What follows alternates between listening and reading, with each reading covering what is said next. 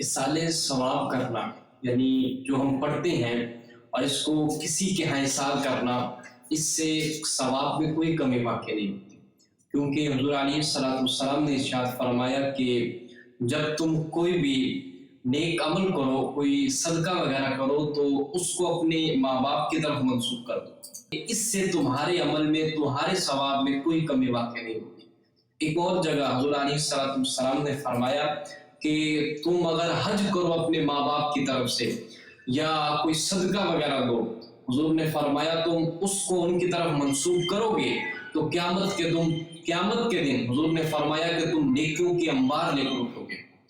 यानी हमारे अहनाफ के नज़दीक हुज़ूर अलैहिस्सलाम की इस हदीस पाक को मद्देनज़र रखते हुए इसाले सवाब करना, इससे सवाब में कोई कमी वाक़ई नहीं होती, बल्कि अल्लाह की रहमत के सदक़े सवाब में मज़ीद बढ़ोतरी होती है।